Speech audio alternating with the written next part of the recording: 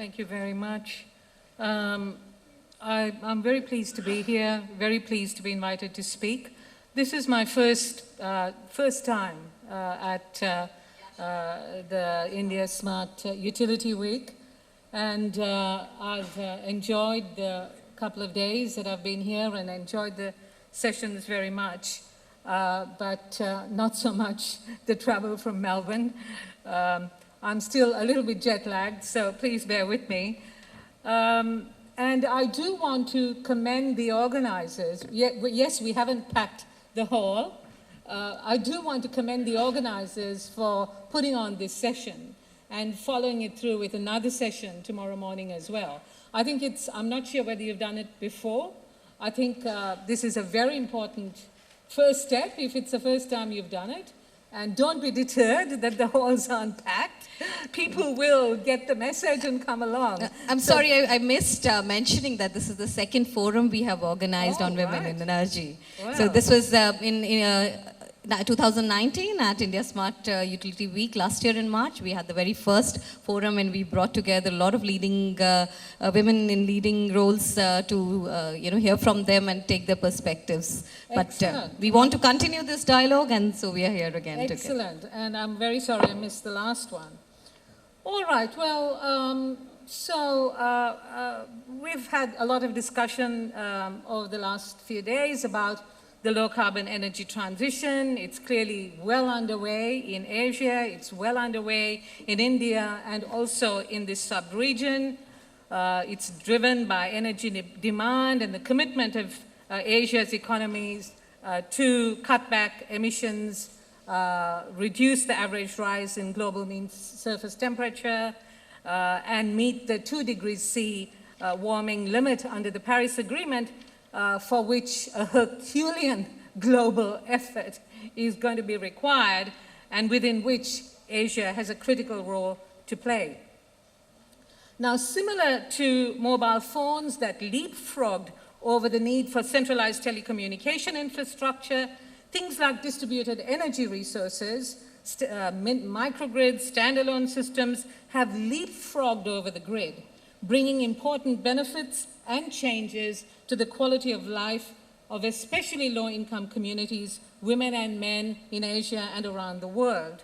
And while we understand, and I have been working in this area both professionally and just because I am passionate about it, while we understand that there is no technological fix to the social equity, including gender equity challenges that confront us, the transition taking place in the energy and power sector, driven by technology innovation, does provide, I believe, women the opportunity to get on board at the early phase of these changes and influence and even transform their lives and their communities and possibly even societies.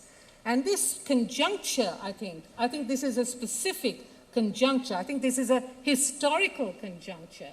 Especially when we see when we look at the last 100-year or more history of the power industry, which we know that, which has essentially been dominated by men. And this is there is different slices that you can take to look at this transition, and this is one slice that I take on this side. That's a very traditional picture of women in the energy space as they manage energy in the domestic context, and that still persists. But we do get a little bit of change, a bit of leapfrogging, actually, what I would call leapfrogging taking place. These are examples of, it's beyond the last mile, it's the last mile and beyond communities with solar home systems and so on. And a lot of this actually powered in India with, some of you are probably aware of some of the programs of the Barefoot College in Rajasthan, which are now globally renowned and being replicated. However, these changes are also driven by the limitation of the old power grid, which undoubtedly is an astonishing scientific and engineering achievement. without question, which has transformed living standards in the last century, including the lives of women, such as female life expectancy, maternal mortality, education, and more. However, the power grid, the limitations are there, and we've been discussing it. It's old, too big, unreliable, expensive to maintain, experiences peak to average problems, increasingly contributing to global warming, experience contingency restoration problems, and so on. And it has also been socially inequitable. It hasn't been available to everyone. There are still, as the previous speaker pointed out, there are still almost 1 billion people in the world without access to electricity. It has also been inequitable from a gender perspective. It has been a male-dominated industry. So the energy transition is also partly the limitation of the old grid. It is the transformation from the old grid to a new one, a smarter grid, a more intelligent grid, if you like, although the features of this are still being more clearly defined and understood. And perhaps one of the features of this smarter grid, and we've been discussing this, is active and responsive demand. Demand is active, demand is responsive, and demand-side technologies and management systems and behavior changes, and there's a whole range of implications for this. However, apart from the technical considerations of addressing the problem of the old grid, the transition to the smarter grid will be also driven by the objectives of the primary beneficiaries, utilities, individual consumers, and society. And this clearly came through in the last session on smart meters. And there has been an initial evaluation done by USAID of the smart grid pilots in India, I think 11 pilots in 11 states. And one of the conclusions of this is the importance of consumer engagement. This is a clear conclusion of this initial evaluation. And the need to empower customers to get the full benefit of the smartening of the grid, the need to empower customers to actively engage them in the electricity ecosystem to make customers more informed, aware of energy usage, participate in utility programs for mutual benefit, so on and so forth. Energy consumption, billing, grievance redressal, power outages are some of the examples. And the conclusion is that consumer engagement will be key to unlocking the full benefits of smart grid. Enter the prosumer.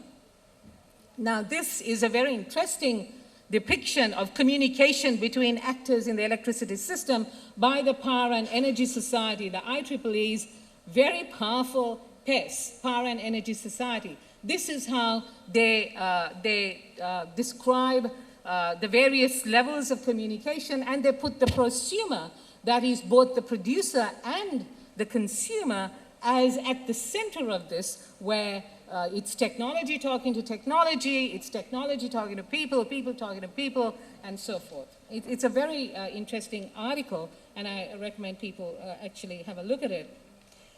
And of course, the question in my mind when I saw this and around the discussion of prosumer is the prosumer male or is the prosumer female? Or is the prosumer both male and female?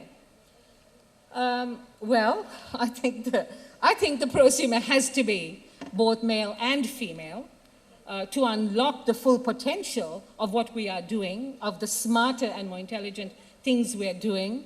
And clearly we have to recognize as a part of this, women at the residential level, the critical role that women continue to play in household energy management. You cannot talk about demand-side management, certainly at the residential level. You cannot have user awareness raising programs at the residential level without acknowledging the role that women play in energy management at the household level. All right. Now, we also had a look at the Ministry of New and Renewable Energies program, and we looked at it from what we call a gender equity and social inclusion lens. We call it GESI. And these are some of the interesting links that the MNRE is already making, that have emerged, that are tentatively there, and possible entry points that could be explored. And I've just jotted it down there. One interesting thing is that in the India rooftop solar sector, women are 11% of the employees, overwhelmingly concentrated in office work, but I think this is actually a larger percentage than in the traditional power industry. And it also provides scope for independent power producers, grid-connected solar rooftop PV. At the top, I've put financial assistance schemes for technologies, employment, training for below poverty line households, women, scheduled castes, scheduled tribes, communities, and community-based organizations. These are all in the various MNRE programs. Grid-connected solar parks, I did some initial work. I was with the Asian Development Bank before joining the University of Melbourne. I did some initial work with the team on the solar park, the 500 megawatt solar park in Gujarat, and some initial work on the solar park in Rajasthan as well. And one of the things that we very consciously discussed and put in to, as a part of the design of the project, and in that sense, a more holistic understanding of the system, were community development programs. Once again, targeting women's livelihoods and so on. Biogas is also a part of the MNRE program. It's interesting. It's described as the need to mitigate drudgery of rural women, to meet lifeline energy needs for cooking. The MNRE does gender budgeting. That is, gender budgeting is a tool to look at how your budget is allocated in terms of gender-targeted areas. So the biogas program, 100% of that budget is under a gender budgeting column, which means it has to be evaluated against benefits for women and men. And of course, distributed energy resources, again, there's a lot of entry points there for women's participation as power producers, entrepreneurs, technicians, and managers. Now, if you are this, by the way, is the Gujarat Solar Park program. Women in the community, some of them, you know, they're by and large literate, but fairly low levels of literacy. And they were trained in a whole range of sort of semi-skilled, sort of semi-technical repair work and so on. So these are just a few shots from the community development program that we did in Gujarat. Now, employment is a key question. And we are going to be discussing this in greater detail tomorrow. Can the future workforce in the industry be female? And there are some interesting employment trends that are coming up. This is the latest IRENA report looking at gender in employment trends in the renewable energy industry. I think it's a 2019 report, the latest one. Women accounted for 32% of the renewable energy workforce globally, a greater share than in the traditional energy sector. However, even in this sector, the survey found greater perceived barriers to entry advancement and biases in wage equity against women, and women in the STEM jobs. So even though the 32% is higher than the 22% in oil and gas, 22% average in oil and gas, within that 32%, women in STEM jobs are only 28%. All right, and these are some interesting figures for the sub-region. That's actually India, the engineering faculty. 23 IITs were looked at, reviewed. This is some World Bank data. I don't think it's been published as yet. And about 15.4% were women, and this is lecturers, lab technicians, and so on. In industry, they also did some, they looked at 10 power sector organizations, 8% of the female staff, total staff were women, 9% were women in leadership positions, both as directors, chief engineers, and so on. How am I doing for time? Okay. In Australia, it's frankly grim. Australia's STEM-skilled workforce, that is science, technology, engineering, and mathematics, it's only 16% women. Really grim, really disappointing. And this has led to a very major issue in Australia, and that is a gender gap in wages, where graduate salaries for women in STEM are roughly 24% less than equally qualified men. Very, very embarrassing. However, having the right education and skills is not enough to ensure that women successfully navigate the transition. This is a really important point as well. Women still face many barriers in the labor force. The need to juggle paid employment and unpaid family responsibilities, which the chair has already touched upon. Cultural barriers, including unconscious bias within institutional cultures. So this question of unconscious bias, the assumption we make about what women, how women would behave, how women would respond, what women need and want. There's a whole range of assumptions that have not been validated in a number of instances. Women spend more time than men in unpaid care work, but the gap narrows as female participation rises versus men. So what this graph shows is that there's an important correlation between women's labor force participation rate and women's participation rate in STEM and unpaid care work. So the lower the participation rates in the overall labor force, there is a correlation between higher levels of unpaid care work, higher number of hours of unpaid care work, and women's participation in science, technology, engineering, and mathematics. Now, the socio-technical approach, these are just very quickly to go through these. And one socio-technical approach is value-sensitive design. We bring values into everything that we do. We bring values when we design our systems. These values could be the betterment of the people. It could be national sovereignty. It could be national development. It could be, we bring in values. And the point about value-sensitive design is to be explicit about the values that we bring in, to identify it upfront, and then integrate it in a systematic way across the whole process across the whole design process.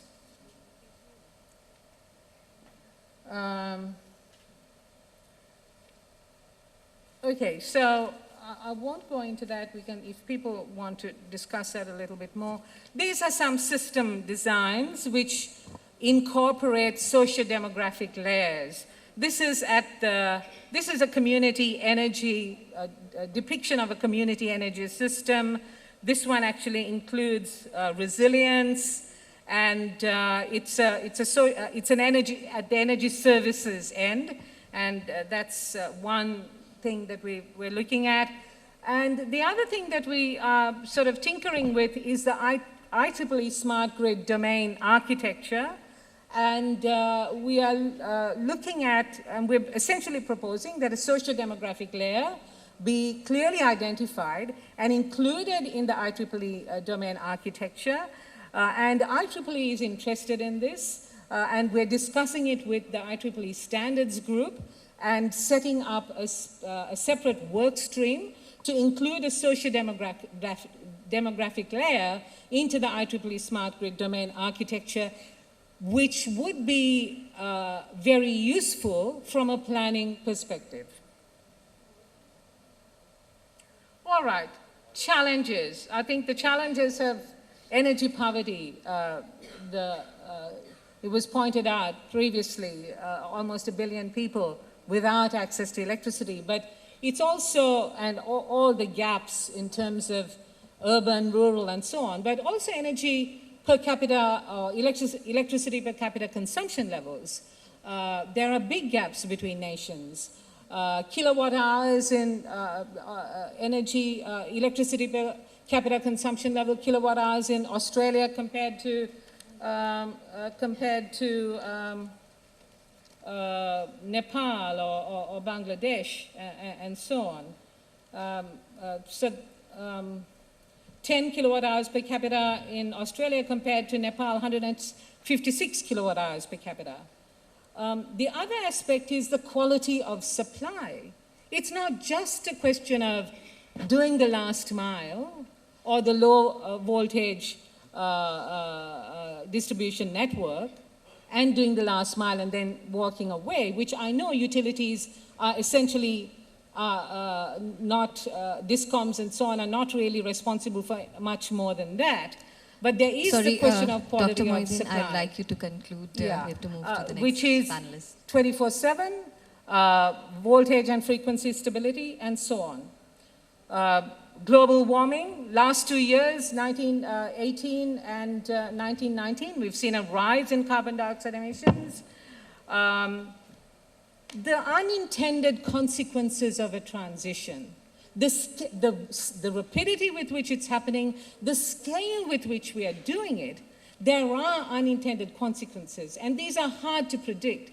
And as engineers, we need to be aware of this, institutional resistance to change, and some of the ethical challenges that we face as engineers in designing systems. Do we design systems that are not low carbon? Do we design systems that cost jobs? These are some ethical challenges that we face as we go through this transition. And a more positive tone, we've got a new generation, including young women and girls, coming into this whole space and contesting with their ideas as activists, which was also pointed out previously, and I'll leave it at that. Thank you. Thank you so much, Dr. Mohideen, for emphasizing on role of women in moving towards low carbon energy, and highlighting that we have very ambitious goals, and women are going to play an equally important role in this transition, and skilling for women is very important to be able to help them play that important role.